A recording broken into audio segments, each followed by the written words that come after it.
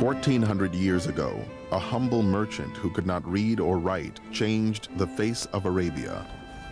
His name was Muhammad. Today, his influence has spread to every corner of the world, including the United States. This is his story, and the story of millions of Americans who revere him as God's final prophet. Major funding for Muhammad, Legacy of a Prophet, has been provided by the Corporation for Public Broadcasting and by the David and Lucille Packard Foundation, Arabian Bulk Trade, Sabadia Family Foundation, the El Hibri Foundation, the Irfan Katwari Foundation, and Mir Imran. Additional funding has been provided by many other organizations and individuals.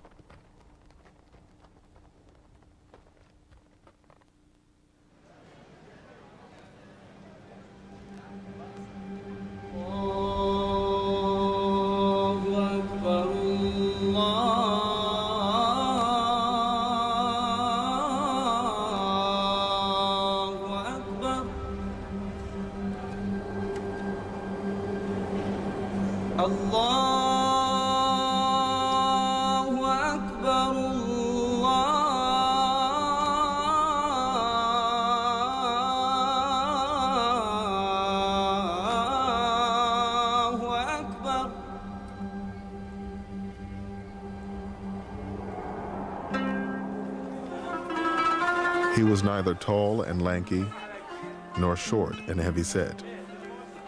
When he looked at someone, he looked them in the eyes. He was the most generous-hearted of men, the most truthful of them in speech, the most mild-tempered of them, and the noblest of them in lineage. Anyone who would describe him would say, "I never saw before or after him the like of him." Muhammad, described by a contemporary. Muhammad was a man who faced an absolutely hopeless situation. There was a whole continent, virtually, of people killing one another in an endless, hopeless vendetta, going down a chute of violence and warfare, feeling that society was coming to an end and had no hope. He gave them hope, single-handedly. In a space of 23 years, he brought peace and new hope to Arabia and a new beacon for the world. Islam, the religion Muhammad first brought to Arabia, now claims 1.2 billion followers around the world.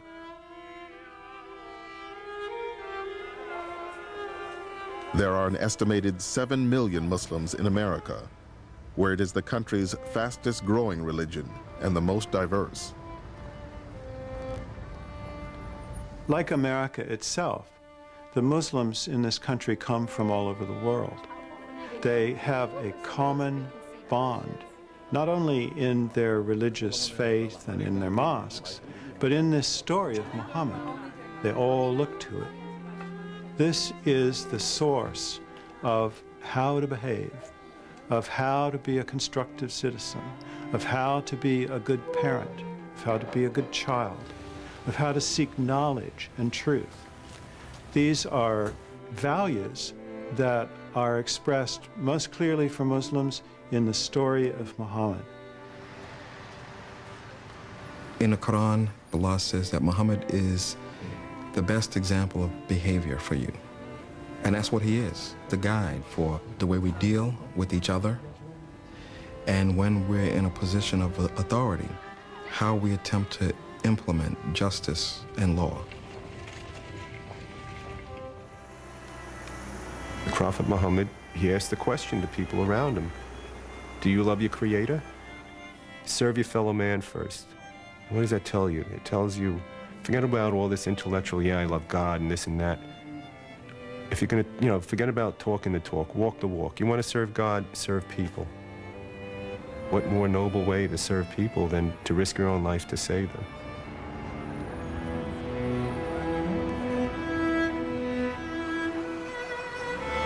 September 11th has changed the whole world. And it has also put the Muslim community in the spotlight. How about the dove installation? Is this... Muslims have a lot of hostility being hurled at them. But this is also a time of transformation. Many people are very eager to understand Islam and want to know who is the Prophet, what is the Quran, who are the Muslims, how do they live? Through the stories about Prophet Muhammad, we were able to make connections, and all of a sudden you would feel that you could relate to things that happened 1,500 years ago, and that the issues weren't old-fashioned, they were universal. And that's what he's taught me. This is the story Muslims have passed down from generation to generation for 1,400 years. A story about the merchant, husband, father, statesman, and warrior whom they consider the final prophet. The man whose legacy continues to shape their lives today.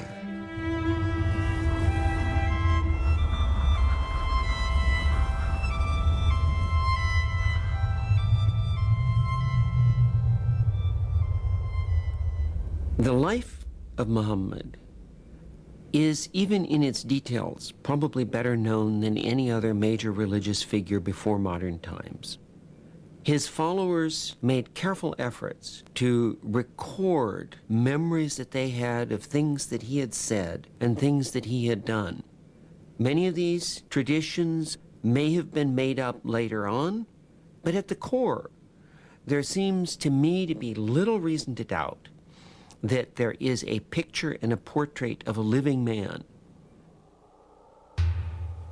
According to Muslim sources, Muhammad bin Abdullah, or son of Abdullah, was born in the year 570 in the city of Mecca, in what is today Saudi Arabia.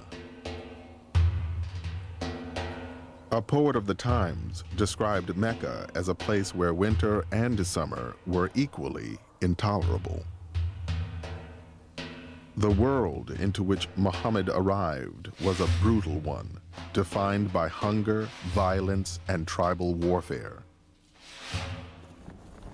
You could not exist without your tribe. An individual in this dangerous world had absolutely no chance of survival. And that meant that the tribe had become perhaps the most sacred value in Arabia. It's a society that's based on the idea of vigilantism, that if somebody attacked my clan, then I have a right to go and attack anyone from his clan. They saw justice as taking revenge. The Arabs of the 6th century had no written code of law, no common religion, and no central government. In this dangerous world, Muhammad had the good fortune to be born into Mecca's powerful tribe, the Quraysh. But his father died before he was born, and his mother died when he was only 6. His uncle, Abu Talib, was left to raise the young orphan. He surely had to have worried about his future, what will he be? And so he must have been a very introspective child. Muhammad had the habit of going out in the desert and contemplating the stars and thinking about why he was an orphan and how would life be to him in the future. Orphans were marginal people, and he felt very, very strongly identified with the poor and disadvantaged for the rest of his life. The Mecca of Muhammad's youth was both a religious and a commercial center, located at the crossroads of 2 major trading routes.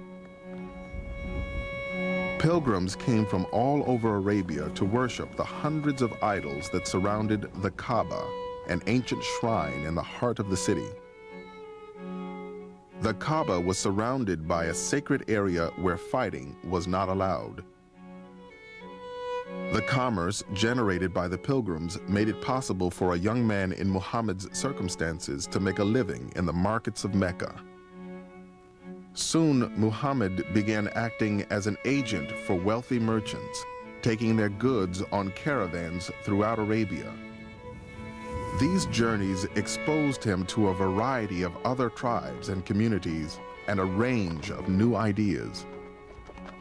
He probably learned the differences that exist between different tribes, people speaking different languages. He encountered Christians and Jews and learned from them what their faith, what their religion, what their cultures are. Muhammad would have become aware that for the Jews and the Christians, the Holy Scripture was very important. Both got scriptures in which God had sent a sacred message to prophets, and this was a way in which people could relate to the divine. When Muhammad was about 25 years old, he had a major change in his life. A wealthy widow, older woman named Khadija, asked him to take her caravans into Syria for her. Muhammad took all her goods and went with the caravan to Syria and did an incredible job. And her respect for him turned into admiration for him, and she inquired about him through one of her friends. Shortly thereafter, Khadija asked Muhammad to marry her. "I like you because of our relationship," she said, "and your high reputation among your people, your trustworthiness, good character, and truthfulness." And this is interesting because she's a very beautiful woman, but she's 40. She's moving into her maturity, and he's a 25-year-old youth. He's an orphan, and he accepts this proposal, and it's arranged through the family, and he does indeed marry her. And people have often said rather sneeringly that this was just a marriage of convenience on his part. He'd just married the wealthy widow for his own gain and profit. But there's no doubt in my mind that he deeply, deeply loved Khadija. Over the course of their marriage, Khadija and Muhammad had 4 daughters and 2 sons who died as infants. He was a family man and a successful and respected merchant. But as Muhammad approached his own 40th birthday, he was becoming increasingly restless and troubled by the problems of Meccan society. Within a few generations, they had gone from this kind of brutal existence in the Arabian steppes to becoming financiers, bankers, businessmen, merchants with a lot of money. And this was great, of course, and people were delighted, but it was a very disturbing time because the market economy demanded, as we know only too well in the West, a strong competitive streak.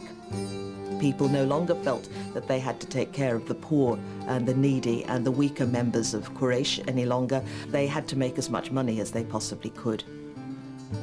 They had a marvelous society, they had a trading town, they were booming, they were doing business, they were living like an affluent society. And when you have an affluent society, the tendency is to become hedonistic, to look at, what are the pleasures of life? Muhammad would often retreat to the mountains outside Mecca to meditate. It was on one such retreat in the year 610 that Muhammad had an experience that would transform history. The Prophet used to retire from time to time into a hill called Jabal al-Nur, the mountain of light.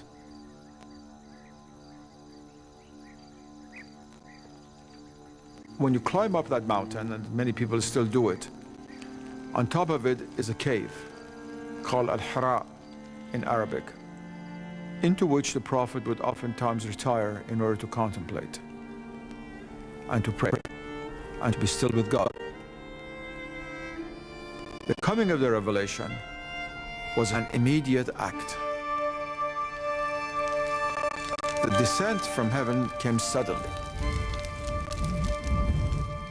Muhammad was woken from sleep and felt himself absolutely enveloped by a terrifying divine presence.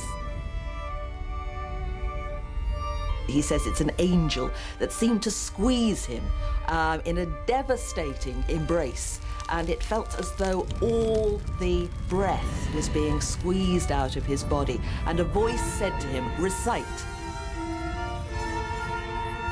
And Muhammad said, "No, I am not a reciter." The voice again said, "Recite. Recite." And then squeezed, as he said, almost beyond his endurance,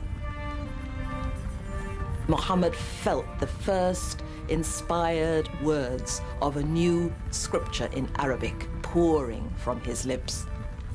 اقرأ باسم ربك الذي خلق. That is, recite in the name of thy Lord who created. And Islam had come into being. And the Prophet, of course, having received the divine word, began to tremble and tremendous fear, because there's no common ground between the human reality and the divine reality. He ran out of the cave. When he ran out of the cave, he looked back, and the archangel filled up the whole of the sky. Everywhere you looked, there was Gabriel. Not just a single angelic image, but a presence, a being, a power. This is how the ineffable, incomprehensible, utterly transcendent, indescribable God makes itself known to us. This was something that really shook him to the very core of his being. And he goes down from that mountain and he is shaking. And I think it's shock. Here's somebody who's gone looking for this transcendent reality, and this transcendent reality is now replying. Muhammad was so shaken by this experience, he feared he might be possessed. He ran home directly to Khadija. And there he flung himself into her lap, and he said, cover me, hold me," until the terror had passed. Khadija was the person who reassured him. He said, "Have I become a kahin, a soothsayer?" And she said, "No, my dear, this is not what God does. This revelation comes from God." The message Muhammad received on the Mountain of Light was simple. He was to recite the words of the one true God. But Muhammad still had doubts that his experience was genuine.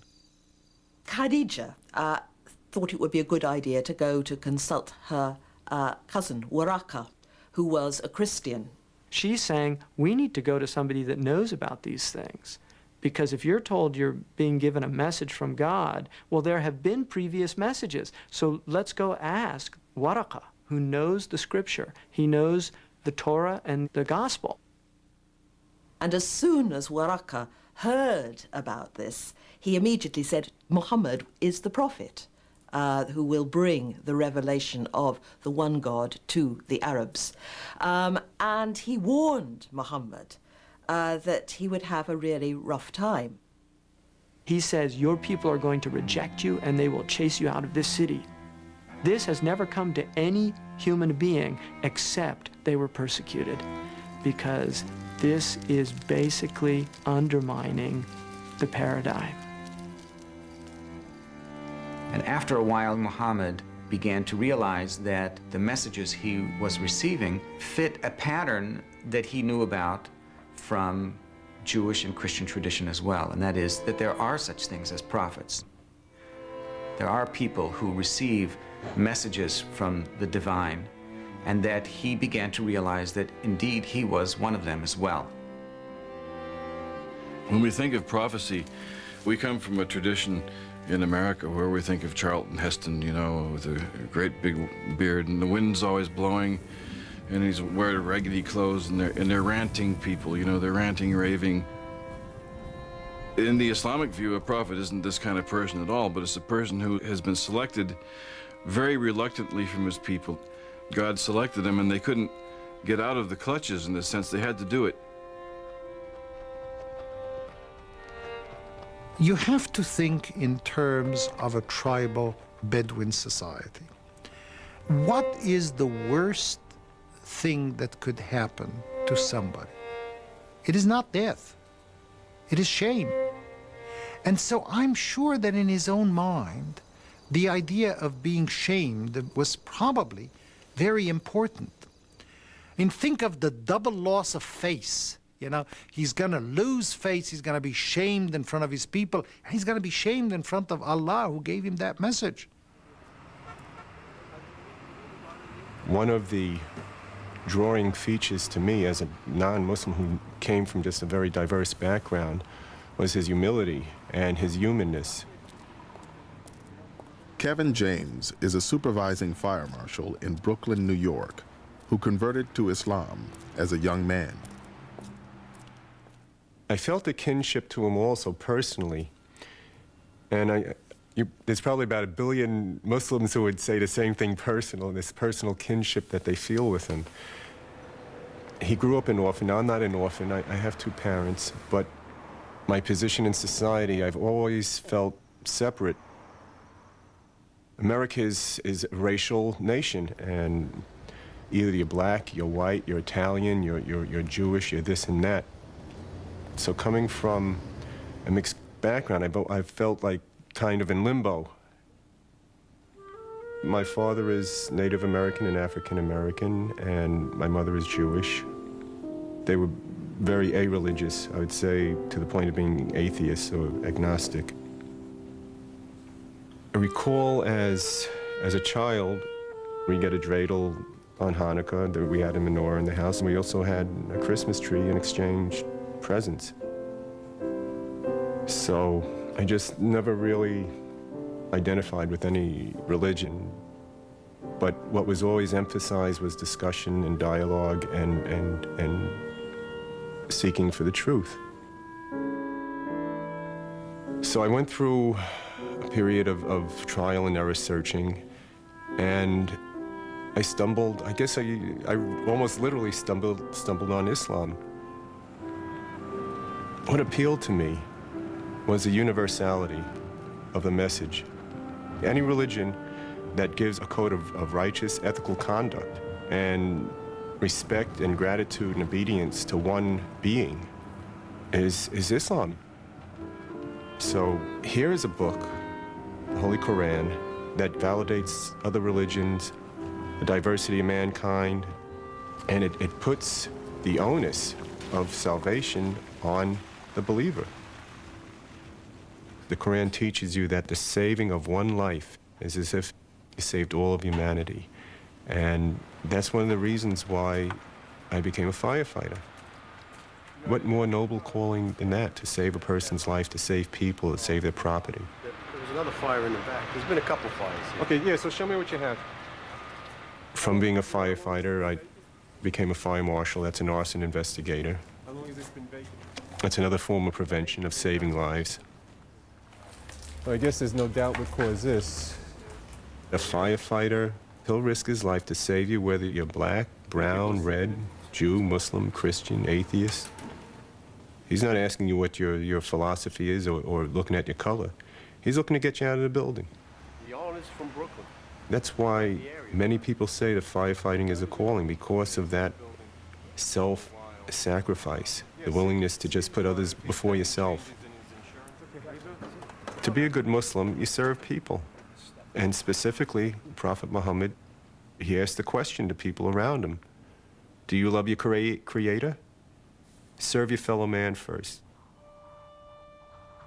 The message Muhammad had received from God revealed that his people would be held accountable in the next life for their behavior in this one. Although Muhammad was initially reluctant to tell others about his experience, a new revelation commanded him to make his message public. So he calls all of his family members together and he says, what would you say if I told you that there was this army waiting to attack us on the other side of that hill? They said, we would believe you. And he said, what would you say if I told you I'm a messenger from God? You think it's absurd. You called us together for this? And he says, will no one support me in this? And the only person is a child, Ali, who's his cousin, gets up and says, I will support you. And they think this is hilarious, that this is who's going to follow this prophet. Is a child. Think about it. There's a man, a middle-aged man, who doesn't know how to read or write, who has no wealth, who is an orphan. Yes, he is from a very important tribe, but he works for a woman. And he now says, I'm the prophet. God has spoken to me. This is not going to fly. The divine message that Muhammad brought to his fellow Meccans carried with it a sharp warning for their increasingly materialistic society. He was coming to warn the people of Mecca and the surrounding countryside and his own tribe of Quraysh that unless they pulled themselves together and started creating a more just and decent society, restoring the old tribal values of looking after the poor, the orphan, the widow, the oppressed, then there was going to be a terrible catastrophe. The Arabs did not believe in afterlife. They really thought that life ended with death, and there was no resurrection, there was no coming back, there was no reincarnation. So now Muhammad is saying, you know that one God we spoke of? When you're going to die, you don't just disappear, but you're going to be accountable to that God for the good deeds and the bad deeds. He was bringing a moral, ethical, social message to his people, that we're all in the same boat before God and we must treat each other well with compassion and justice and equity.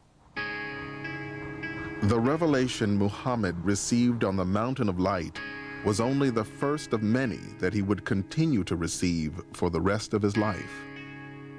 The revelation does not come in a lump sum. It doesn't just come down from heaven, here's the book, now go out and teach it to the people. No. It is coming down slowly. It's coming down as events unfold. And it's explaining the events, but it's also coming down in a way that he can absorb it. Because the idea is that this thing is so tremendous, this thing is so immense, that it's not something that we can give you all at once. This is going to take time. He used to say that I never once experienced a revelation without feeling that my soul had been torn from my body. The prophet could be sitting, he could be on horseback, he could be walking, he could be talking, but he was suddenly seized by the divine word. He would feel a great weight descend upon him. He would sweat profusely, even on a cold day. Sometimes, he said, it would be like the reverberations of a bell, and that, he said, is hardest for me. It's not the words that were coming, but he'd have to listen very hard for the meaning of what communication, divine communication, was coming through. After Muhammad received each revelation, he would recite it to the people who were with him, and they would pass it on to the community. When the prophet, who did not know how to read and write, started revealing the words of the Quran, they acquired credibility because of the very nature of the words spoken. People would look at it and say, my goodness, this cannot be the words of a man. He could not have made this up. بسم الله الرحمن الرحيم يا أيها الذين آمنوا اتقوا الله حق تقاته ولا تموتن إلا وأنتم مسلمون واعتصموا بحبل الله جميعا ولا تفرقوا واذكروا نعمة الله عليكم. The Quran is the most extraordinarily beautiful discourse. It doesn't come over in translation, but the Arabic is extraordinary. When the first Muslims heard the Quran, many of them were converted to the Prophet's message, not necessarily because of its content, but because of its beauty. That revelation was presented in a society where there were people who were professional memorizers. They could hear something recited once and they could repeat it. The recitation then by Muhammad was carefully preserved immediately in the minds of memorizers and in the minds of people who were able to write down notes. What we now call the Quran represented the complete collection of those words that Muhammad recited when he said, "This is the revelation of God." All we have of the Prophet and all we have of the Word of God is actually words. We don't have any pictures. We don't have any statues. All we have left is words. We can take those words and through the art of calligraphy, we can make them more vivid, more accessible. For Muhammad Zakaria, words are the basis of an art form. To prevent idolatry, Muhammad discouraged the creation of any images of himself or other prophets. Calligraphy eventually became Islam's highest art form. Among the sacred texts that Zakaria writes is the Hilya, a portrait of the Prophet in words. Transmitted from Ali, who, when asked to describe the Prophet, would say, "His face was not narrow, nor was it fully round, but there was a little bit of roundness to it. When he looked at someone, he looked at them with his face turned perfectly towards them. Whoever saw him unexpectedly was in awe of him, and whoever associated with him familiarly loved him. Anyone who would describe him would say, 'I never saw before him or after him the like of him. Peace be upon him.'" That's the most famous of the Hilyas. It gives you a description of the qualities of a person so that you can almost see them in your eyes, in your mind's eye. I like to think it's like having a little memento of the Prophet near you so that you can look at it and think of it now and then. And of course he's not with us, but the Hilya brings him his presence a little closer. Muhammad was always very insistent that he was not a divine figure. And he always warned his followers not to do with him what the Christians had done to Jesus and put him on a pedestal and say that he was God or divine. He was not. He was an ordinary human being. And the Muslims have taken that seriously. But what they do say is that Muhammad is the perfect man. That if you look at Muhammad, you can see how a perfect act of surrender to the divine can be made.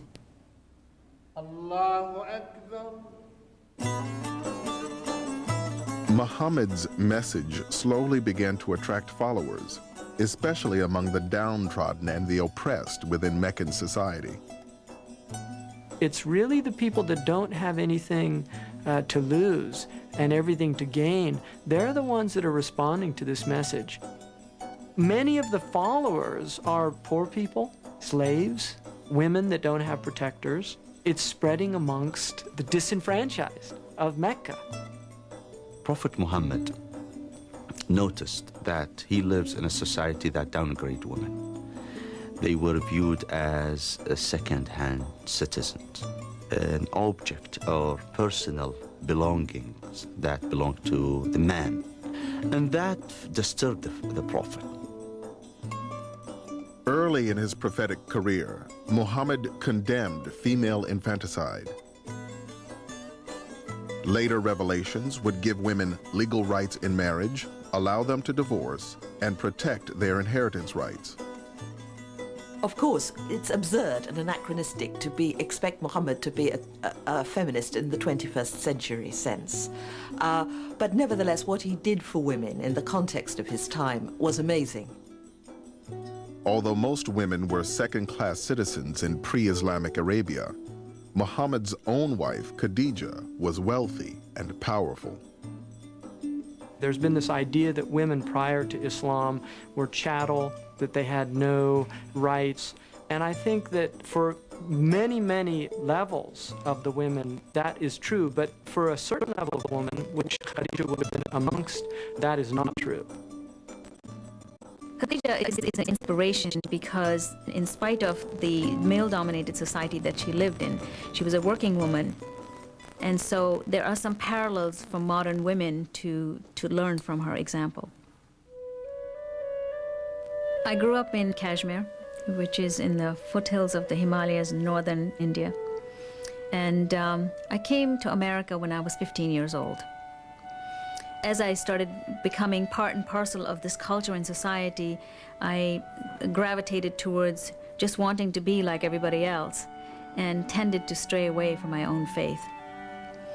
And for a while there, I went through some very, very dark stages in my life where I wanted nothing to do with my faith. And I almost just walked away from my faith. And as I got older, I recognized that there was this very empty hole inside of me. So I started searching for God in all kinds of places. You know, Rumi has this beautiful story where he says, I looked for God, I went to a temple and I didn't find him there. Then I went to a church and I didn't find him there. And then I went to a mosque and I didn't find him there. And then finally I looked in my heart and there he was. The challenges that I faced in my life are the very same challenges that a lot of young girls are facing.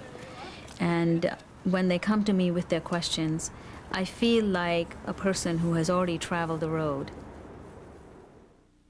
I dispense advice to them from real experience as to how I would have dealt with something.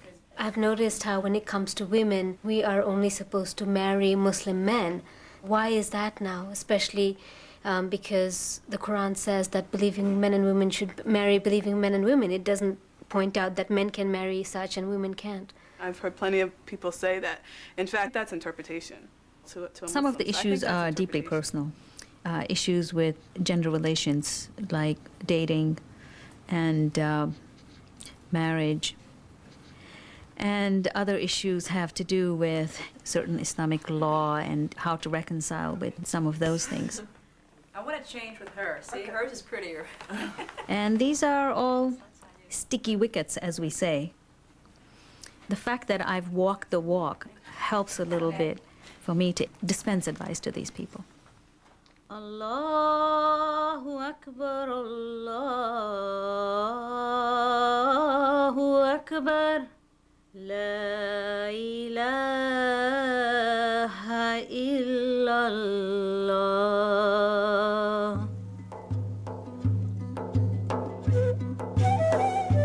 In Mecca, opposition to Muhammad was growing.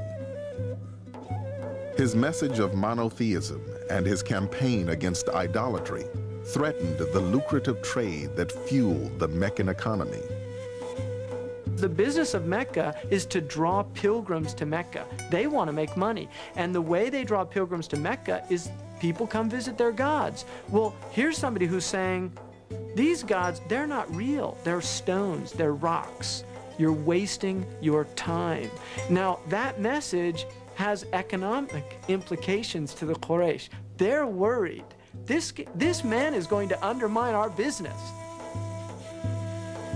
In the tribal system, Muhammad was protected by his uncle, Abu Talib. So the Meccans went to Abu Talib and asked him to turn Muhammad over to them. Abu Talib was in a difficult position. He was not a Muslim. But it went against the grain for him to simply hand over his beloved nephew to these people who would kill him with impunity. So he took Muhammad to one side and said, look, don't do this to us. Can't you just keep quiet? And at that point, the Prophet says, if they put the sun in my right hand and the moon in my left hand, I will not stop preaching what I am preaching until this message is conveyed or I die conveying it. And this is what he tells his uncle. And at that point, he begins to weep. And his uncle looks at him and realizes the depth of the conviction of this man. And he says, say whatever you want, you have my protection.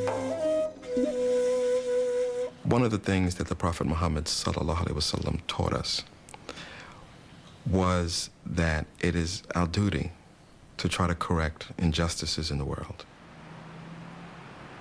And if you see something wrong, change it with your hands. If you're not able to, then speak out against it. And if you're not able to do that, then feel bad about it in your heart. But that is the weakest form of faith. Wherever possible, the Muslim should try to take action and not let an injustice go by without calling it what it is and asking for change. All right, what do we have? Books prepared for the week. Dealing with change is part of Jamil Johnson's job. As Chief of Staff for Congressman Gregory Meeks of New York, he manages the congressman's schedule and briefs him on policy issues. The biggest problem with the bill is that there's the issue of discrimination using federal funds. Because it's not like a private grant. You're telling me that you recommend a no vote. I'm recommending a no vote. As we'd said in the beginning, I'm gonna give you the technical part and what I think the issue is. You take care of the politics. Good deal. What else we have? My goal is not necessarily to simply seek votes or campaign money or to be accepted as a part of the game. As Muslims, we must seek justice. So what I try to do is educate. In many cases, the best thing that you're able to do with that kind of education is decrease prejudice and increase understanding. If I practice my Islam on the job and do that without trying to interfere with anyone else's practices, whether they be religious or otherwise, then I make it easier for the next Muslim that comes on board. Especially also if I do a good job, because then some of the prejudice, some of the misunderstanding goes away. One of the narrations. Johnson coordinates the Friday prayer service, or Jummah, on Capitol Hill. It's grown since we started it. Used to be sometimes 3, 5, 10 of us. Now there can be up to 40, 50 people. We're busting out of the room that we're in. It's kind of a re-energizing, kind of refilling our fuel tank with faith again for the rest of the week. The image of the messenger gives us an example of somebody who was extremely successful as a head of state. Nevertheless, he never had to compromise his integrity.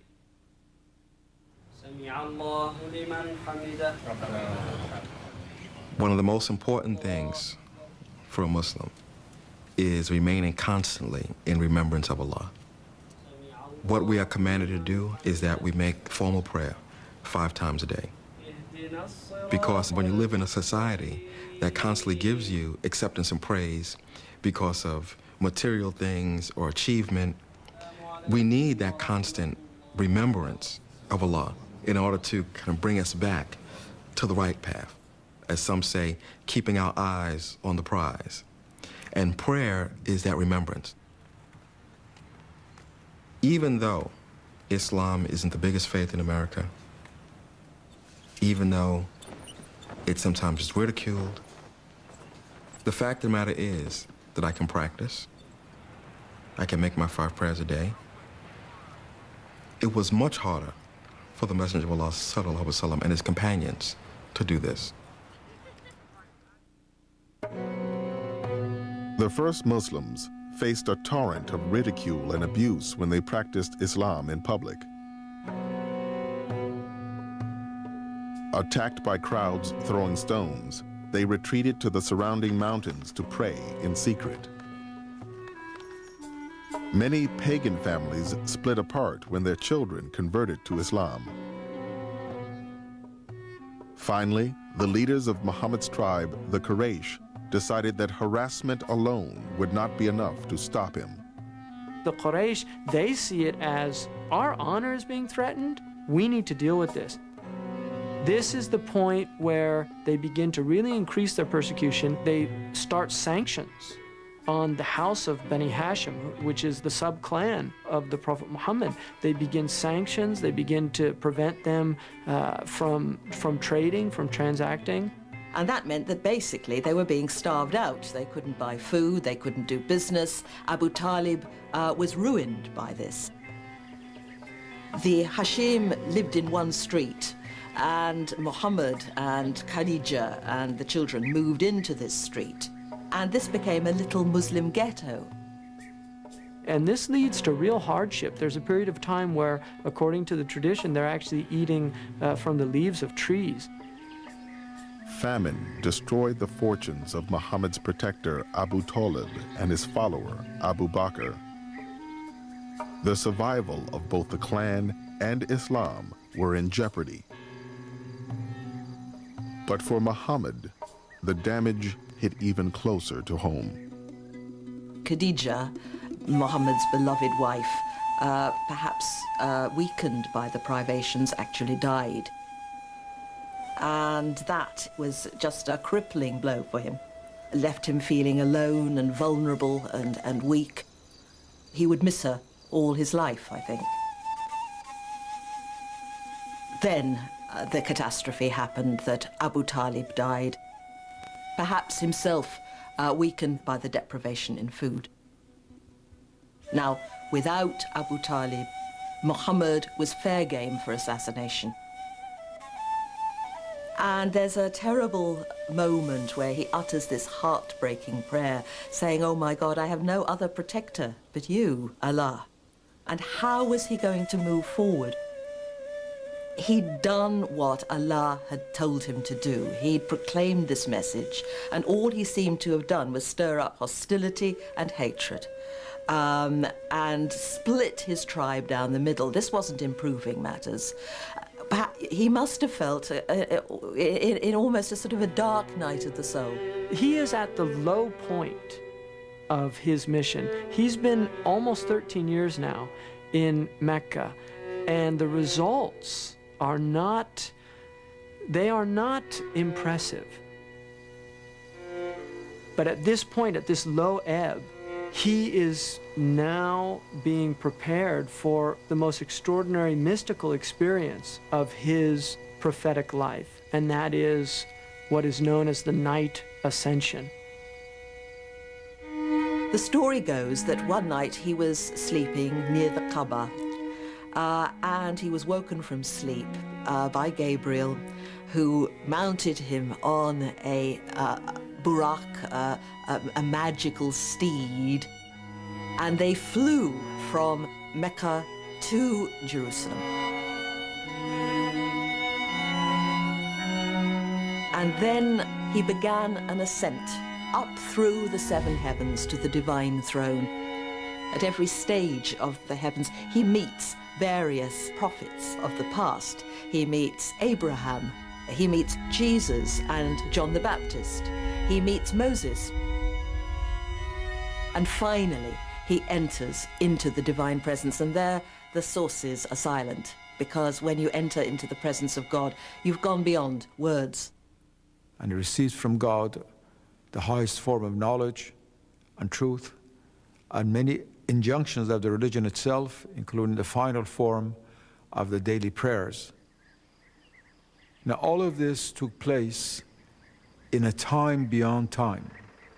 That's why some sources say that as the door was swinging when he left, he was still swinging when he came back. For later Muslims, this also meant that the departure point, that is, Jerusalem, the Dome of the Rock, became also important. Muslims say that there are three holy cities in Islam: Mecca, and Medina, the city of the Prophet, and Jerusalem. When he comes back, somebody asks him, what have you been doing? And he says, I went to Jerusalem last night. And this man says, you went to Jerusalem last night? Are you willing to say that publicly? So they assemble this group and they tell him, describe for us Jerusalem. And he begins to describe it in very exact detail. And they're shocked. They don't know what to make of this now. The story of the night journey not only incited Muhammad's enemies, it caused doubt even among some of his followers. This is something they hadn't really expected. A journey that takes them a month to be made in an evening and to come back. What Abu Bakr says is, listen, I believe that he's getting messages from God. That is certainly more extraordinary than making a night journey to Jerusalem. As Muhammad's relationship with the Meccans continued to deteriorate, his enemies decided that the time had come to eliminate him. And they decide to get a youth from each clan. They all come together and they're going to strike him with one blow together, so the blood is distributed amongst all the clans. Under cover of darkness, the assassins surrounded Muhammad's home. Inside, a covered figure lay asleep. As dawn broke, they prepared to strike. But Muhammad had been forewarned about the plot. He asked his cousin Ali, whom he knew the Quraysh would not harm, to take his place. By the time the assassins burst into his home, Muhammad and his companion Abu Bakr had escaped into the desert.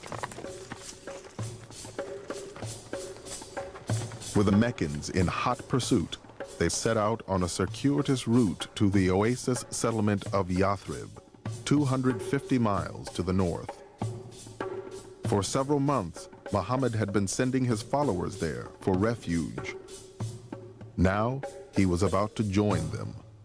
Yathrib was quite different from Mecca.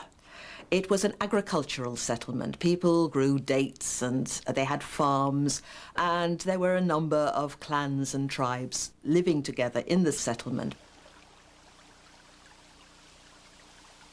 The settlement was engulfed in tribal warfare of the worst kind. It was an example of where the whole system in Arabia was beginning to break down. One killing led to another, and nobody could seem to find a solution. Nobody, that is, until the clans of Yathrib heard about the trustworthy Muhammad, hoping he could unify its warring factions, which included two major pagan tribes and their Jewish allies. A delegation from Yathrib had taken the dramatic step of inviting Muhammad to move to their settlement.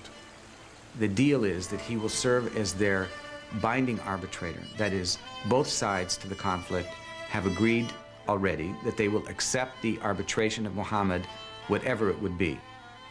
The people of Yathrib vowed that they would take the Muslims on board as honorary tribesmen. They would be their protectors. Anyone who hurt the Muslims, they would retaliate, and the Muslims agreed to do the same.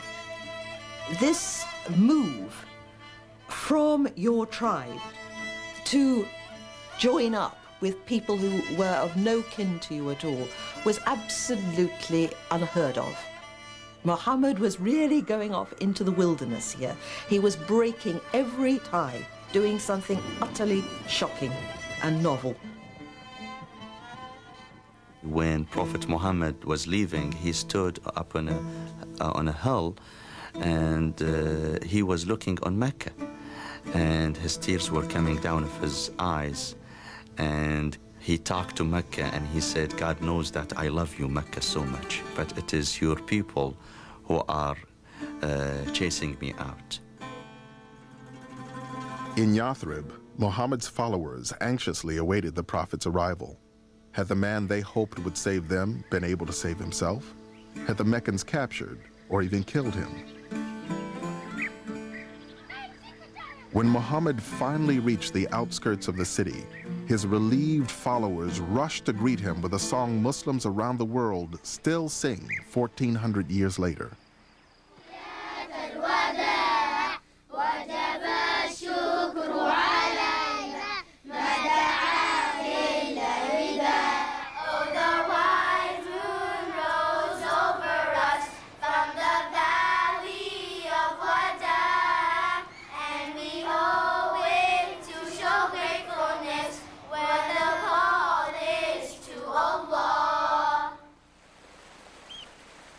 Muhammad's arrival marked the beginning of a dramatic new chapter in the history of Islam.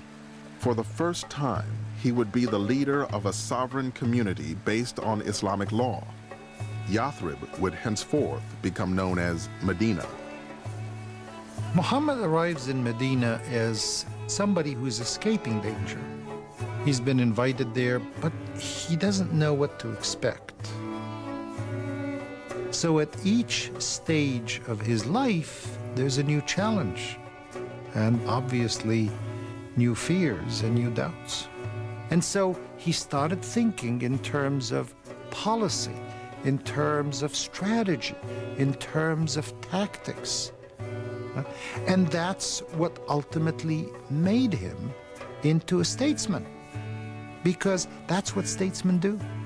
Now, unlike Jesus or the Buddha, who seem to have been purely spiritual leaders with no temporal responsibilities whatever, Muhammad found himself now head of state, having transferred the Muslim families from Mecca to Medina. He now had to make sure they could survive there. The survival of the fledgling community depended on its ability to defend itself against attacks from Mecca. To respond to this possibility, Muhammad developed a novel political solution. He essentially establishes a pact, an agreement. Sometimes it's called the Constitution of Medina. Whether you were a pagan or a Muslim, or a member of the Jewish tribes or any other tribes in Medina, you had to sign on to this pact. And the pact established that if there were ever an attack on Medina from the outside, all the inhabitants of the town would be responsible to defend the city. This way, Muhammad really developed a revolutionary idea, which was transcend your tribal responsibilities, your petty particularism, and begin to think in larger terms as an entire community.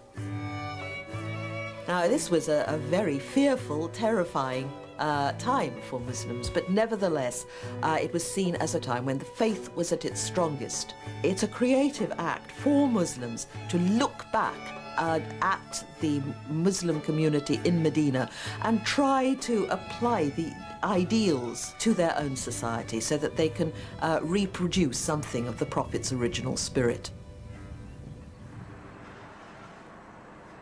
I came here to this country and I came with a feeling that I left back in my original country in Iraq many memories, many painful memories. One of them that my grandfather as well as 13 members from my family were persecuted and imprisoned by the dictator Saddam Hussein.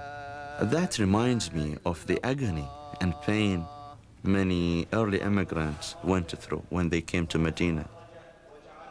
Like many other Muslims who have fled persecution in their native countries, Imam Hassan Qazwini was drawn to America by the promise of religious freedom and economic opportunity. He emigrated to Dearborn, Michigan, a city that has the highest per capita concentration of Muslims in the United States, where people are almost as likely to speak Arabic as English. Hijrah, migration, it has a shining aspect for me, as well as for the Prophet and his companions who came with him from Mecca to Medina. And that shining aspect was the freedom, religious freedom that they faced in Medina. Muslims here in America, they feel they are more free in practicing their religion than many other Muslim countries. Subhanallah, subhanallah, subhanallah.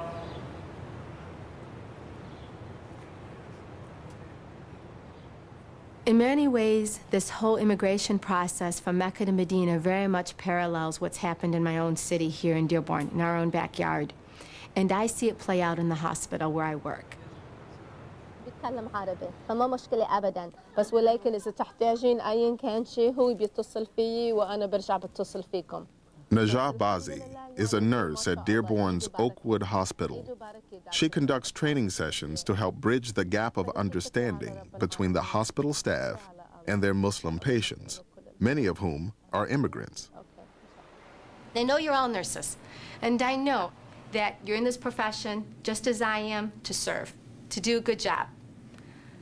But it's real easy for us to get caught up in our own baggage. We're all human, and we all have a certain set of preconceived notions, just as you walked through the door and you saw me for the first time, just as you might have seen Alia. In the sensitivity training, inevitably, they know very little about the faith of Islam. They think that the faith of Islam is a very maybe terroristic, militant, barbaric, spread by the sword faith. And so when they have a Muslim up there talking about patient rights, dignity, issues around health and illness, all of a sudden you see all of these stereotypes that people have as part of, the baggage as we grow up, just kind of fall. When you transcend culture, you arrive at a universal place where our humanness is all the same. You grieve the same. We all cry when someone we love dies. When we deliver, those of us who can deliver, we all experience labor. Something happened in Dearborn that further established a need for this kind of work, and that was a huge immigration process as a result of the Gulf War. As a critical care nurse, Najah Bazi often has to counsel patients with terminal illnesses, like this Iraqi immigrant who has just been diagnosed with uterine cancer. I said to her, "What do you think you have?" And she said, "I have an infection in the uterus," and they took it out. Maybe she's not hearing it the first time. Maybe she doesn't need to hear it. Maybe she can't hear it. They're just not saying the C word at all. And they're not using that word with her. And they want to just maintain hope. And we're just going to treat it delicately. Okay? Okay. All right. Okay, thanks. Thanks. Assalamu alaikum. These are families immigrating from a way of life, and mostly because they've been torn by war. And so they get here, and the helpers are here. And it's quite obligatory to be that helper. When Muhammad arrived in Medina, he made it clear that helping immigrants would be one of the cornerstones of the new Islamic society. This is his message. Spread peace, feed people food, and do some devotional practice, and you'll enter paradise without any trouble. 2/3 of that message is about other people. The secret of Medina is it's a place where human beings are going to attempt to live up to the ideal of the Islamic tradition. Part of the arrangement was that the people of Medina agreed that they would provide housing and support for the immigrants as they came in. And very often they were even paired, so that certain people had direct responsibility for specific people from Mecca. And that did not take place in 24 hours. It came step by step, and within a few months, you now had two groups. The helpers, so-called Al-Ansar, that is those Medinan Arabs who had become Muslims, and the Meccans who had become Muslims before them. And in this way, for the first time, you created the Islamic Ummah, that is the Islamic people, that bond which transcends all other bonds. He said to these people, these are now your neighbors. These are your brothers and sisters. He establishes that sense of humanity, that ummah. We are all connected to one another. We are all responsible for one another. A couple of you guys to carry to my car. I'll label. Okay? There's a mosque in the heart of Detroit, and it's run by an imam who started a soup kitchen. I want the kids to be able to see that that's part of Muhammad's message. This is the exit right here. So whoa, hang on, everybody. It's a sharp turn. Hang on. Actually, it's like not a good driver. Listen, I'm a good driver. This is the first test. If you can't pass this test, the rest of it's off. All right, man. The majority of the ones that come for the soup kitchen are non-Muslim. It's only maybe 1 or 2 people that are Muslim that come for the soup kitchen. And we let them know that it's a part of who we are as to why we're doing this. It's a part of what God has commanded for the Muslims, for the human being to be charitable. But I'm studying to be ordained as a Catholic deacon. So I had run into Abdullah when he made a presentation about Islam. And, I was really attracted to the works of this mosque.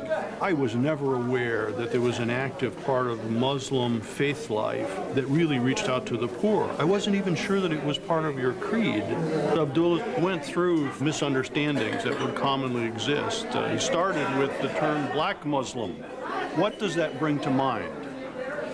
And, you know, honestly, it brought to mind certain things that would make you fearful, certain kinds of maybe aggressive behavior, nationalistic kinds of thinking, as if we're going to carve ourselves off from the others and have no fellowship. He said, if I tell you what the stereotypes are that I have of Catholics, when you listen to them, you'll say, oh, those are extreme examples. Those are not what we are about.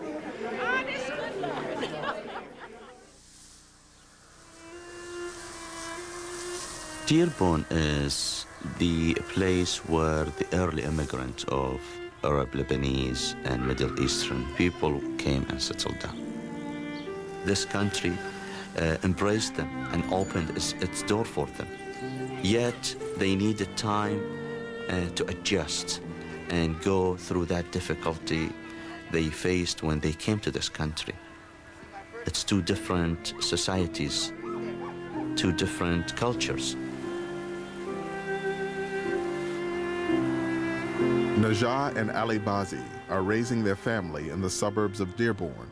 Their children are third-generation American Muslims. We're trying to combine the best of both worlds and give our kids the family values that our parents teach, and realize that they live in land in the United States which has many opportunities for our kids to prosper in. You still can't beat me. Okay, I'll beat you tonight. Can you? Can you shoot 5-0 from I the can same shoot spot? 5-0 from anywhere. 5-0 anywhere? Anywhere. Anywhere? Right now? Anywhere. Right now, let's go. Like many Dearborn families, the Bazis struggle daily to balance the sometimes conflicting demands of their faith and modern American society. Their daughter, Nadia, has decided to wear the hijab, or head covering, that was first worn by Muhammad's wives. Many Muslim women still wear the hijab as a sign of modesty and piety. And we're going to back you one way or the other. That's a given. Our daughter came to us and said, I've made a decision. And she's 16 now. And she said, I've decided that I want to wear hijab. I have no problem with him. The last time when you put it on, right? You made me take it off. No, I didn't make you take it off. I sort of persuade you, thinking, trying to bring out the other end of the light of it, right? And you resented me from that, correct? Big time. All right? I just thought maybe if you go through high school and then put it on after high school, Dad, then if then at least at that point in life, you'll be able to see what you want to do in life, and that, because you understand something, you never know where you're going to be and where you're going to go in life. I mean, it's sure this hijab is accepted in our community here, and you may do well. You end up being a doctor, a lawyer, whatever, you'll be doing very well for yourself. Look what just happened to you when you went down to Tennessee. I mean, you had driving a bus, and the state police trooper wants to stop over because a whole bus full of people because they see hijabs. I think for Nadia, he probably feels much like I feel. There's great reverence for it, and then there's that oh my gosh, I want to protect my daughter from the world. I don't want people to think she's a terrorist. I don't want people to think she's oppressed. I don't want people to think I'm her father, I made her put that on her head. All of those kinds of things come into play. I don't think Baba is, trying to hurt you here. He's trying to show you a picture of the real world, and what you need to do is show him a real picture of your world. He's a father, he has some legitimate concerns. So my point is that you're still the same Nadia. Ali, maybe she's not done talking to you. No. You've talked to her. Give her a few minutes and then let her talk to you. Do you know that I'm doing this for myself and for you? Well, you Dad, remember something. You're not doing it for me and me. You're doing it for yourself and God. All right? You're the one who has to answer to God. So do you. I will answer to God. Don't worry about it, Dad. I have my positives and my negatives in life, and I will answer to God. Don't worry about it. Baba, all And as that long I as- do is a reflection of you. You're in good shape, man. You're in good shape, all right? So are we at peace? I never knew we were at war. Oh, Baba, He wasn't exactly thrilled when I wore a hijab either. Just say it. No, you weren't. I mean, neither was my mama did. I took it off after 2 weeks. I mean, it's natural, but you got to know what you want to do. If you want to do it, you're strong enough to do it. That's the end of it. There's going to be days where you probably are going to want to take it off. You know, some days are stressful, but I think you're strong. Muhammad tells you that, you should always give what's best for your daughter. And me as a father, I'm just trying to give my daughter the opportunity to be able to see life from a wider angle and a bigger perspective. All right? People would immigrate into different parts of the country, but what was interesting is that they would all manage to find their way into Dearborn, a great many of them.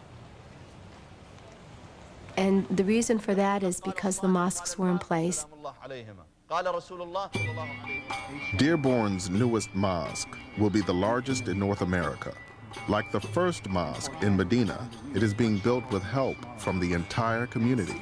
As you're looking around this area, there's great feelings of ownership to the mosque when the community builds it. People are baking food. Every year they contribute between $50,000 to $100,000 to the income and the operating costs of our mosques. So we have the building of this mosque, kind of metaphorically, and the laying of the bricks, and this new foundation with all these new immigrants in Dearborn. And everybody brings their contribution. Prophet Muhammad established the first center in Medina for Muslims, and that was his mosque. And it was not only a place where Muslims go and do their prayer or offer their supplication. It was the center for the entire community. It was the headquarters of the Prophet. He would become a judge and solve problems among people inside the mosque. So he receives delegations. He would declare war or peace. The mosque was serving multiple purposes in the life of Prophet Muhammad. It was at the mosque that Muhammad discussed a sweeping change in policy with his followers. After years of exercising restraint in the face of persecution by the Meccans, Muhammad received a clear new revelation that marked a dramatic departure from the past. It gave the Muslims limited permission to take up arms in self-defense. The statesman was about to become a general. For 13 years, there's been no sanction to fight. Then a revelation comes that says, those who have been removed unjustly from their homes and have been fought because of their religious beliefs are sanctioned to fight, to defend themselves. Killing is always abhorrent. The Quran makes it very clear about that. And the Quran says that it's always wrong to start a war, to be an aggressor. But persecution is worse than killing. When people have been driven from their homes or deprived of their basic human rights, or when an evil ideology comes into the world, sometimes, regrettably, it may be necessary to fight, and sometimes lives will be lost. Muhammad's first large military engagement occurred near the town of Badr, when 313 Muslims set out to surprise a caravan from Muhammad's own tribe, the Quraysh. In a sense, the Battle of Badr, which became such a landmark in Muslim history, was a sort of mistake. The Muslims had planned a conventional raid, but the Meccans, when they heard that this band of renegades was attacking their great caravan, were so enraged they sent out the whole army against them. And the Muslims were convinced that they were going to die. He never wanted to fight the Meccans. I mean, the Meccans are his people, his friends, his family. He wants to co-opt them. He wants to make them the key, if you will, to the new Islamic Ummah that he's trying to form. So he doesn't want to go to war with them. As he prepared to lead the Muslims into battle, Muhammad took the unprecedented step of establishing clear rules of engagement for his army.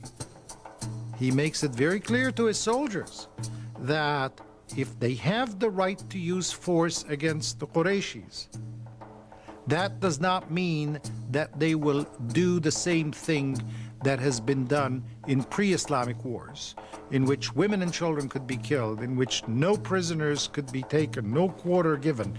No, no. He said Islam is a religion of law. The Meccans had sent an army of about 1,000 men. As the army approached, Muhammad prepared to make a stand near a well. One of his soldiers suddenly questioned his strategy. "Has God revealed it to you," he asked, "or is it your own opinion?"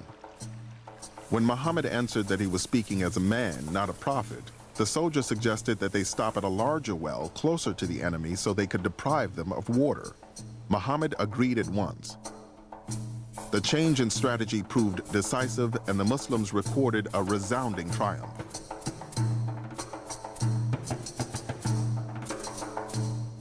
It was a victory that stunned the Muslims.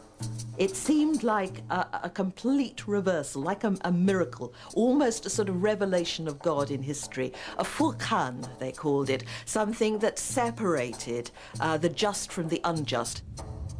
After the battle, Muhammad received a revelation claiming the victory for God. The Muslims felt that angels had been fighting alongside them. The victory reaffirmed their belief that God was on their side and raised Muhammad's status higher still. But his followers also knew that the Meccans would seek violent retribution. A year later, an army of 3,000 Meccans returned to face 1,000 Muslims in the Battle of Uhud. The resulting rout left the future of Islam in mortal peril. It was a horrible battle, and the corpses of the Muslims were mutilated by the Meccans, and the Meccan women, as was their wont, came out onto the battlefield and danced around the corpses. Many of Muhammad's soldiers lost their lives in the battle, including a rabbi who had honored the Medina Pact by fighting alongside Muhammad. The families of the fallen Muslims were now without protectors. Then, Muhammad received a new revelation, allowing Muslim men to safeguard these women and children by taking as many as 4 wives, but only if they could treat them equally. That in itself, in the context of Arabia, was a bit of a restriction because a man could have unlimited number of wives. The context of the permission to polygamy is to say who is going to look after these women. And it was an act of faith, not an act of lust, that inspired men to take more wives. So it would be wrong to think of the Prophet as basking decadently in a garden of sensual delights with his harem. His harem was very much a matter of state, and sometimes his wives were rather a mixed blessing. Although Muhammad was monogamous during Khadija's life, after her death, he eventually married a number of women, including one of the Uhud widows, Salama. The reason for his marriages were really political alliances. It was a tribal society, and for Muhammad to marry into another tribe and to take a wife just meant that there was a bond being created with this tribe. Among Muhammad's wives were the daughters of his 2 closest allies, Abu Bakr and Omar.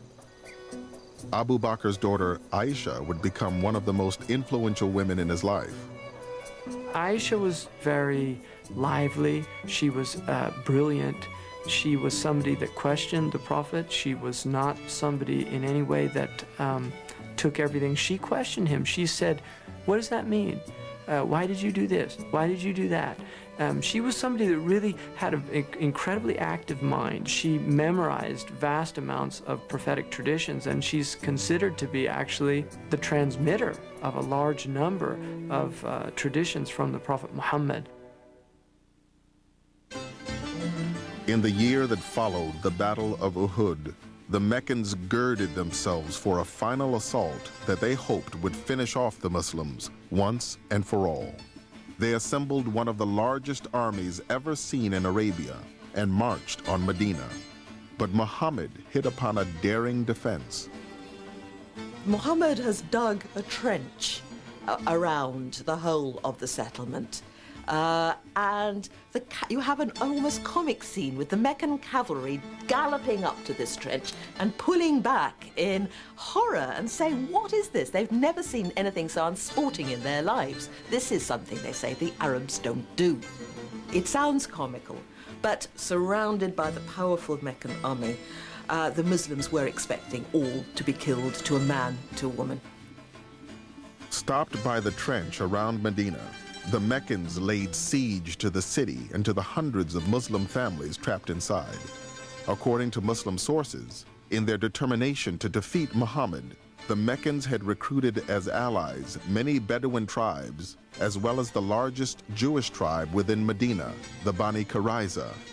For the Muslims, this defection was the final blow in a relationship that had been strained from the beginning. When Muhammad came to town, the organized Jewish community did not accept his prophecy. There were, according to the Islamic sources, some individual Jews that did accept him. But for the most part, the community as a whole did not. If the Jews would accept his prophethood, then he has tremendous and complete confirmation of his prophethood. But the Jews were so well respected that when they rejected his prophethood, and they did it actively, they became a very serious political threat to his very existence in Medina. Despite the aid of the Bani Qurayza, the Meccan siege could not break through the Muslim defenses. When the weather turned bad, the Bedouin tribes began deserting the field of battle. The Meccans themselves lost heart and departed, abandoning their Jewish allies to be tried by the Muslims for the crime of treason. Islamic sources believe that the Jews did indeed aid the enemy in trying to defeat Muhammad. This was absolutely against the terms of the Medina Agreement. The Jews and the Muslims decided that they would choose an arbitrator to determine what would be the future of the Jews. The person who was chosen was a man who was mortally wounded in the Battle of the Trench. And so he determined that the women and children of the Banu Qurayza would be taken as slaves to the Muslims, and the men would be killed. The Prophet agreed with this judgment. When he judged, he said that you have judged according to God and his messenger. And then approximately 700 men were killed. They were executed. So this definitely occurred. All that can be said is that this cannot be seen as anti-Semitism per se. Muhammad had nothing against the Jewish people per se or the Jewish religion. The Quran continues to tell Muslims to honor the people of the book and to honor their religion as authentic. And the Jewish tribes who had not rebelled, who had not given help to the Meccans, continued to live in Medina completely unmolested. Muhammad was not trying to exterminate Jews. He was trying to get rid of very dangerous internal enemies. It's unfortunate that many historians, and particularly in contemporary times, both on the Jewish and on the Muslim side, have transformed this. On the Jewish side, they have used that as a way of saying, well, you see, Muslims hate the Jews and they kill them. And on the Muslim side, it says, well, you see, the Jews are full of treachery and can't be trusted. Both are wrong. When the other tribes of the peninsula saw the impotence of Mecca with all its power and might against this little community, they began to switch allegiance and see that Muhammad was the coming man. Now, once that happened, once the tide had been turned after the Battle of the Trench, and the Muslims were no longer subject to the fear of extermination, Muhammad stopped the fighting.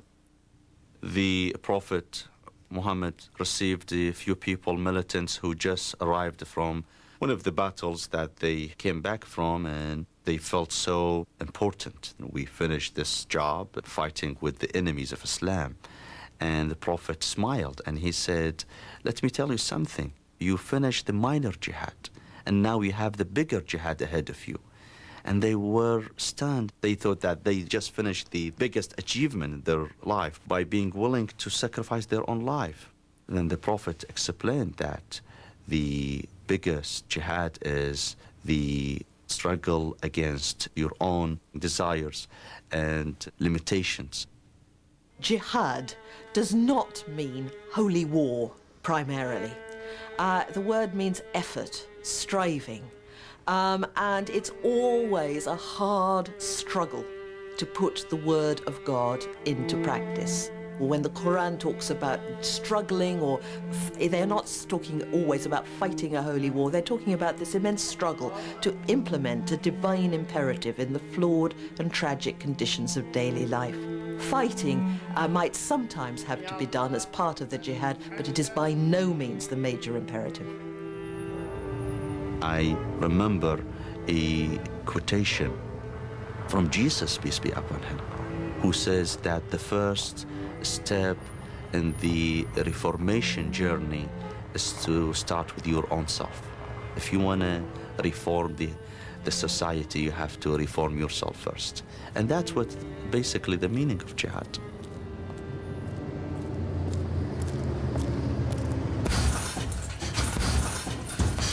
Well, the Prophet put that emphasis on the inner development, jihad, the constant struggle with yourself to improve yourself and perfect your intent, that you do things only for the sake of God. The most excellent jihad, holy struggle, is the struggle to control your ego, the self. For a long time, I was deathly afraid of speaking in public, of giving speeches. And I saw that, and well, this is my jihad. I've got to overcome this fear. If I'm going to help people, it's going to be necessary for me to talk in public, to be able just to speak out. Going back to 1987, I become active as far as writing articles for papers to have fire-safe cigarette legislation enacted. Cigarettes are the largest cause of fire fatalities in the nation. So I began writing, and because of my position, I could speak from the authority as a firefighter and now a supervising fire marshal.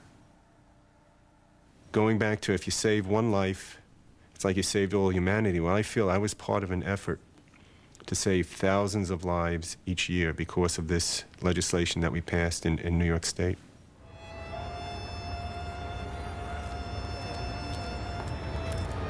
Jihad is misused. There is absolutely nothing in Islam that justifies the claim of Osama bin Laden, Al-Qaeda, or other similar groups to kill innocent civilians. That is unequivocally a crime under Islamic law. Acts of terror violence that have occurred in the name of Islam are not only wrong, they are contrary to Islam. September 11th, I hooked up with 2 other fire marshals. We found a place to park near the bridge, about several inches of soot. If it had been white and colder out, you would have sworn it was snow. We came over to Brooklyn Bridge. It was just like something out of a movie. It was very quiet, you know, that muffled sound that you have during a blizzard, you know, you can't hear your feet hitting around. It's just very muffled, very quiet. So we put on our turnout gear, and we started heading over there. And it's just, I think I could speak for all of it. We were just all in a state of shock and disbelief. And I just felt, oh, in the back of my head, please don't be Muslims doing this. And I just felt sick.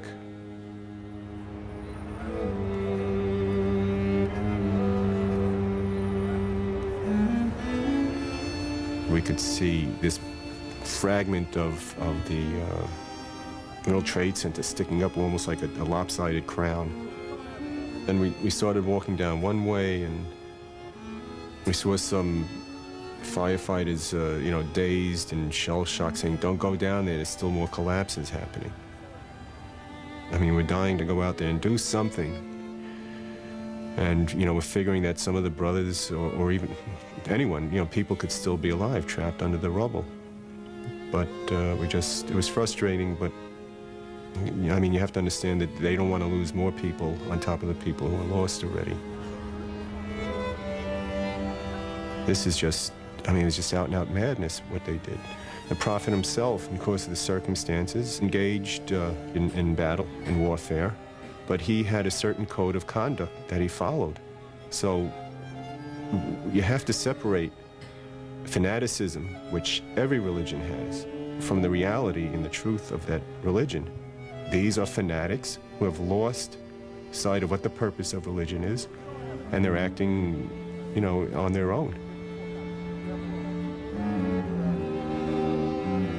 What hurt me probably most of all was, out of the World Trade Center attack was that here is a religion that I entered because of the universality and the tolerance that is throughout the book and throughout the sayings of Prophet Muhammad. Yet these people who did that and were behind it and planned it were just so intolerant and so disregarding of their own tenets that they could do something so horrific and kill people in such a horrible manner. It was hard.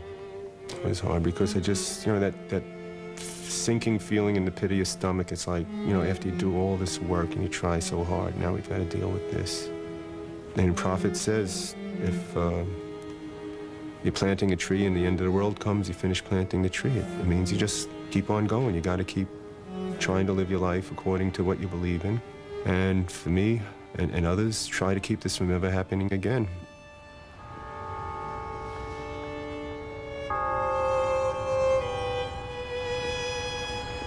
September 11th underscored the need to have dialogue with non-Muslims and other faiths to understand each other and to try to resolve these hot spots that fester and cause this type of hatred. The death and destruction in New York City that was caused by this terrible, terrible act in the name of Islam has propelled the Muslim community in New York to respond in many different ways. And one of the ways that I want to respond is the way the Prophet would have responded, to just talk about the humanity which we all belong to. Since September 11th, Muslims have gone to churches, to synagogues, to schools, to explain our faith. However, people still kept asking, where are the Muslims? And why aren't they doing something about it? So I started thinking about this, and I said, what is it that we are not doing right? Maybe we need to respond in a more gentle way. So I looked around for the mildest people in our community, the artists in our community. And the first person I called was Muhammad Zakaria. Catastrophes have brought us here, but not all is lost. Through our art, we pick up all these broken pieces and try to put them back together again and make something that's going to work.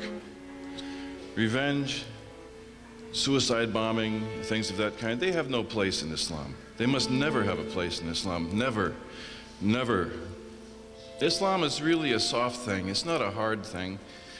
And so we have to approach it with softness. And be soft to each other.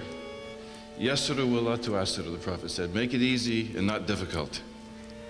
So we should put away all those angry words, the harsh and strident rhetoric that we've been dealing with for all these years, that we've suffered through this sweet religion with this beastly stuff. And come out into the light and be bright. Be bright in America. And look in the mirror. That's what we have to do. Assalamu alaikum. This piece is the golden rule of Islam. It is the basis of the relations between people. It means there is no harming of other people in Islam and no returning or retaliating harm for harm. And so that's why I did it, to respond through the sayings of Muhammad the man.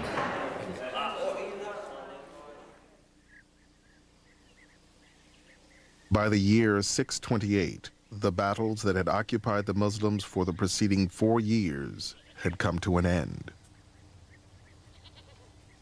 Once the Muslims were no longer fearing the threat of total extermination. Muhammad knew that the time for fighting had stopped, and it was now time to make an extraordinary initiative, a peaceful, non-violent initiative.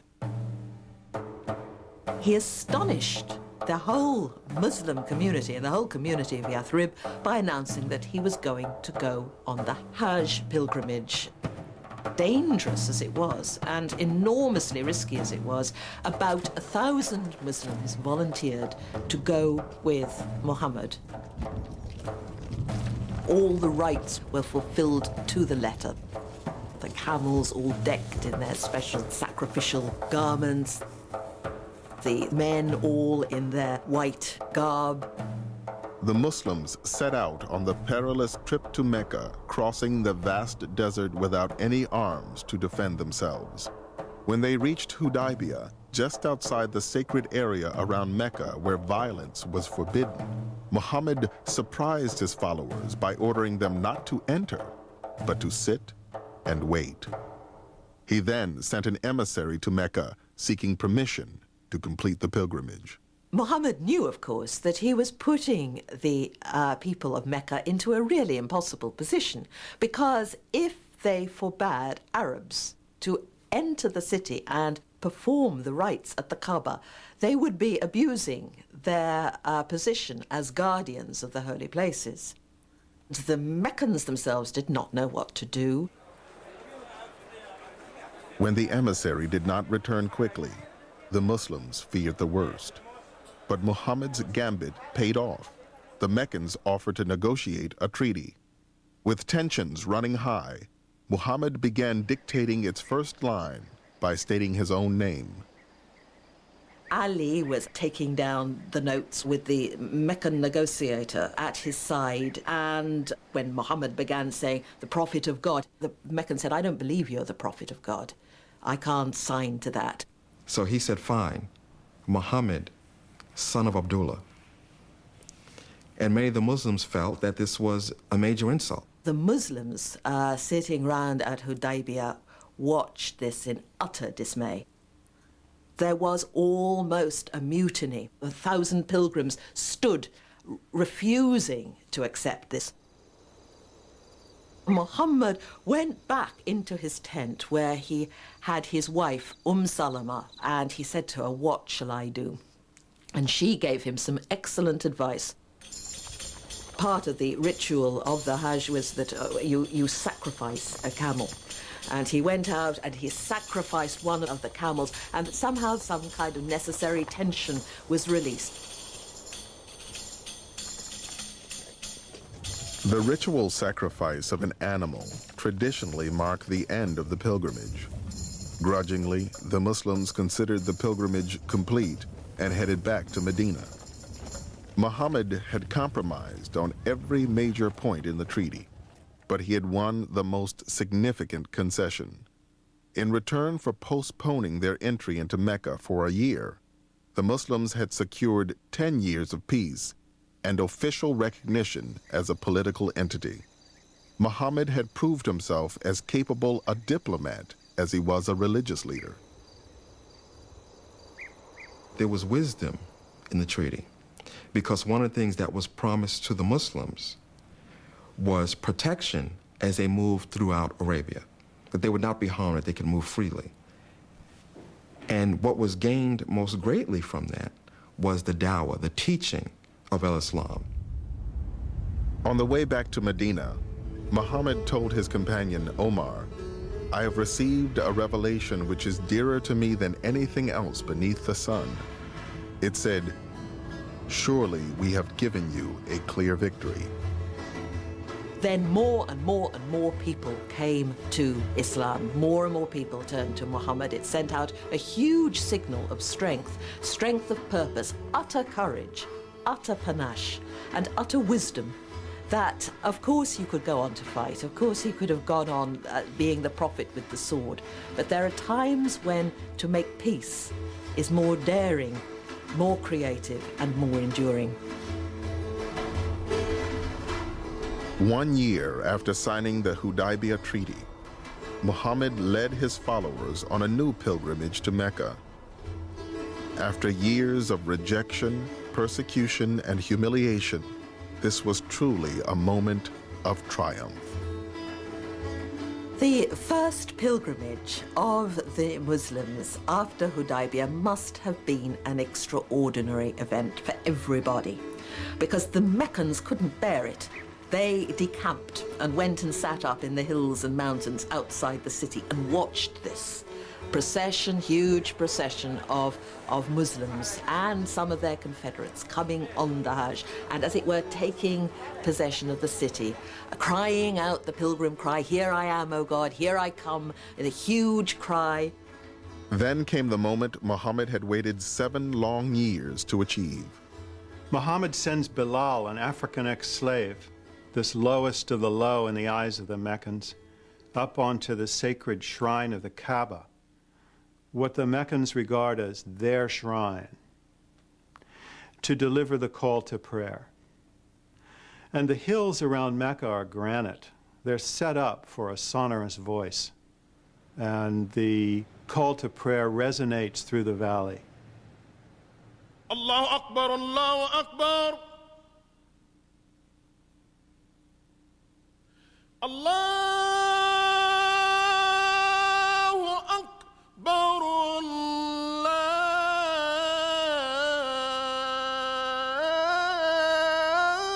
Allahu Akbar.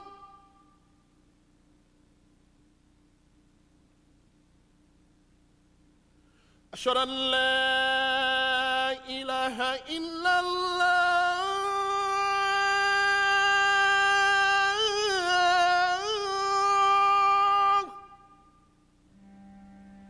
أشهد أن لا إله إلا الله. Bilal was proclaiming for all to hear, there is one God, and Muhammad is his prophet. It must have been an appalling moment for the Meccans, but an extraordinary moment of exhilaration for the Muslims, performing all the rites punctiliously and then taking no advantage of this, going back peacefully home. But the peace between the Muslims and the people of Mecca would not last. By the end of the year, the Meccans had broken the Treaty of Hudaybiyah by attacking a clan allied with Muhammad. In response, 10 days into the holy month of Ramadan, Muhammad and a Muslim army of 10,000 men set out to take Mecca by force. The Prophet felt he was strong enough to be able to conquer Mecca. But as the army approached the city, more and more leaders of the Quraysh realized that they were not going to win, and so many decided to join Islam. The Prophet entered the city without resistance. When he came into Mecca, he came in with his head bowed down. He did not come in as an arrogant, conquering warrior. He comes in humbled by a victory that he sees is from God. After circling the Kaaba 7 times, Muhammad destroyed each of the 360 idols that surrounded it. He then turned to the vanquished Meccans who had sought refuge inside the shrine, his own brethren who had oppressed and attacked the Muslims for so many years. He says, if you were in my position right now, what do you think you would do? And the Meccans are afraid they're about to die. And then he says, you are all pardoned. He grants them all amnesty. And this was unheard of in this culture, unheard of in this society, and very unexpected among the Meccans.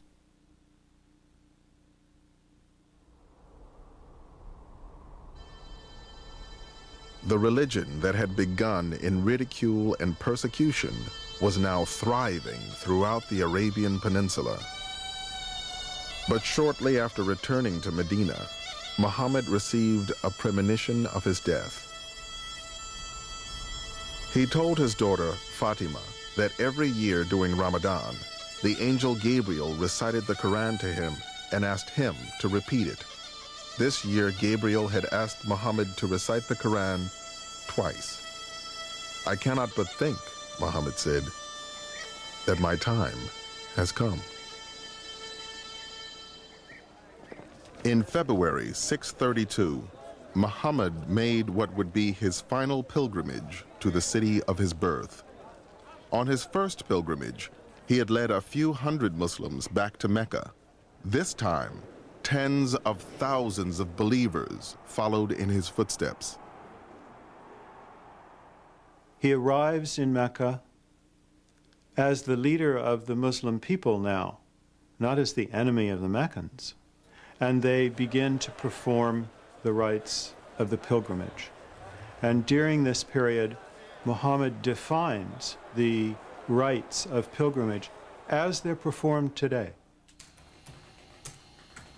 Michael Wolff has written extensively about the Hajj, the traditional pilgrimage which every Muslim is expected to perform at least once.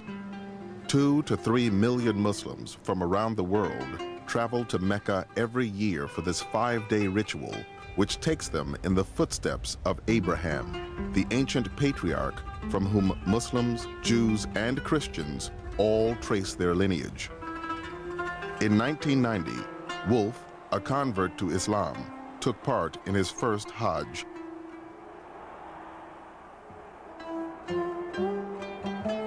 The Hajj was one of the most attractive elements in Islam to me as a non-Muslim and then as a Muslim. When I finally became a Muslim after 20 or more years of thinking it over, the first thing I wanted to do was make the Hajj. When I circled the Kaaba for the first time, I was in a state of wonder. You're there with tens of thousands of people all doing the same thing at once. You're literally putting God at the center of your life for that period of time.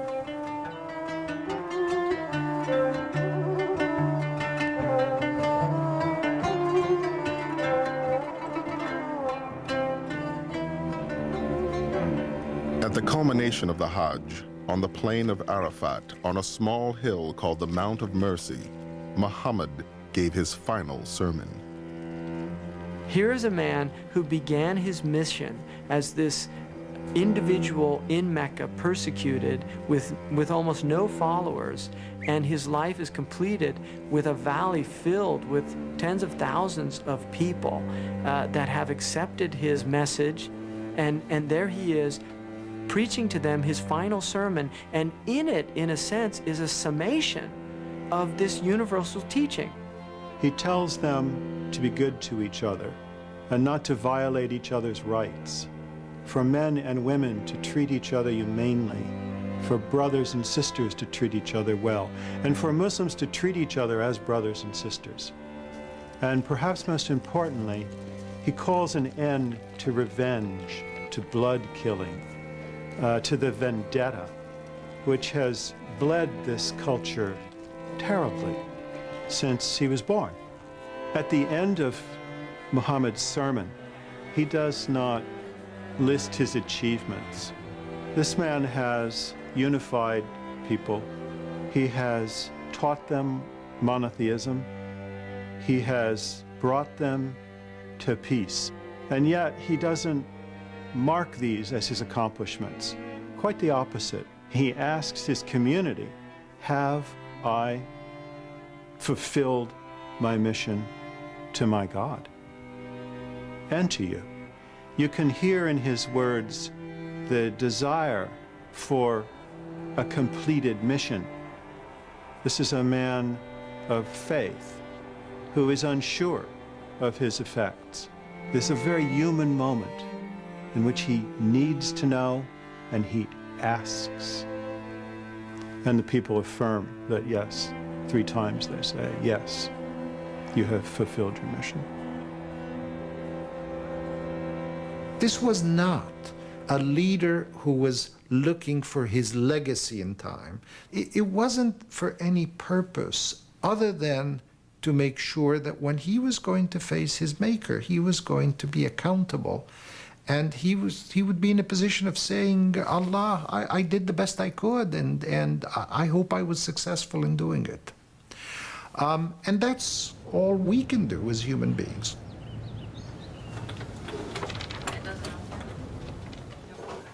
I think that if I were to say that I hope to exemplify any part of Prophet Muhammad's life, it would be the issues around the dignity near the end of life.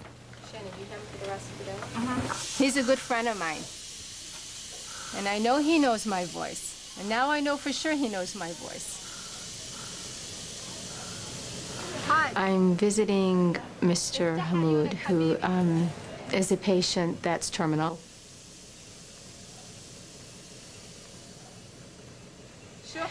When he was not in the condition he's in now, he was very delightful, very loving, and very much wanting to tell his story. So we'd sit and listen and talk for long hours, and he'd give me all of his history and his past, so we're very bonded. He slipped into a more terminal stage, meaning less responsive. Well, he responds, he's just unable to speak. Prophet Muhammad has taught us that near the time of death, the Holy Quran to hear is soothing, very soothing to the soul. And since it's a part of our lives on a daily basis anyway, we derive great comfort from the hearing of the Quran. While I'm stroking a head or I'm speaking softly, I say the things that I think Muhammad would say. Prophet Muhammad has taught us that we don't even understand, we could never comprehend the value of taking care of the ill or providing for the dying, maintaining their dignity. And I believe that that's my mission, to be the helper, to be the listener, to be a comforter in many ways.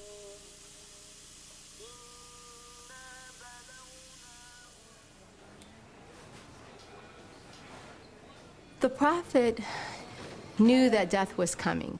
He had an indication that he would not be around for much longer. Muhammad had been feeling ill. He'd had some fever.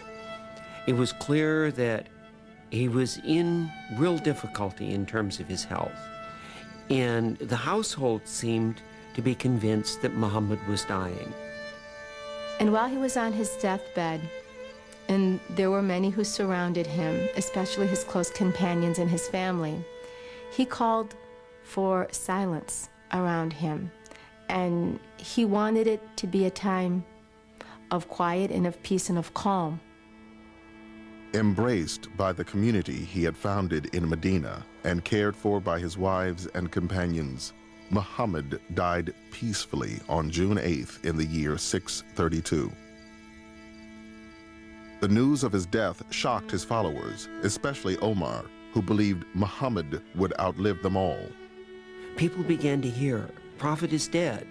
Omar went to the center square and started to say, there are hypocrites and liars who are saying that the Prophet is dead. In the midst of this chaos, Abu Bakr reminded the Muslims of a verse from the Quran that had first been revealed after the Battle of Uhud, when they feared that Muhammad had been killed.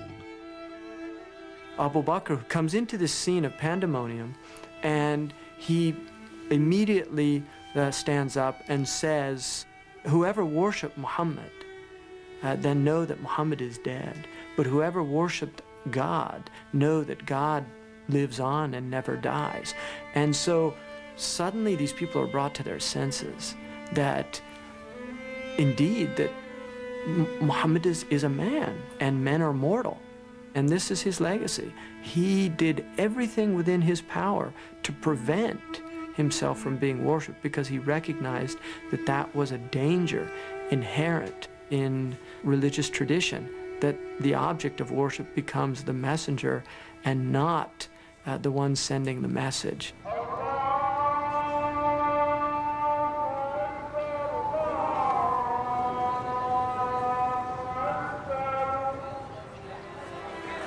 Prophet Muhammad was a man, he's flesh and blood, who brought one of the most eloquent revelations to mankind.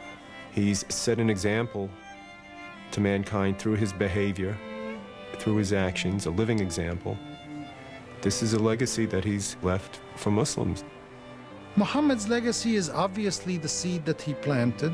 It is his righteousness, his honesty, his integrity, his model as a political leader, his model as an individual, a man who has made great accomplishments in his time, and yet who didn't let the successes overpower him, didn't let his ego get the best of him.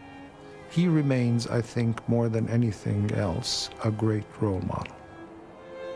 Muhammad is the kind of person who combines political and military and social and religious and intellectual dimensions of life in ways that are important for those of us in the 21st century who are struggling to put together complete lives ourselves. If I were to have met Prophet Muhammad on the street, I feel like I would know him, and as though he would know all of us. The beauty of it is we live our lives through his examples, but he's not God. Our reverence is to God, and our reference is to him. So how I walk and how I speak and how I carry myself and how I treat my husband and how I treat my mother and my father and how I behave as a sister and a daughter and a nurse and a friend and a neighbor, that's all Prophet Muhammad in action.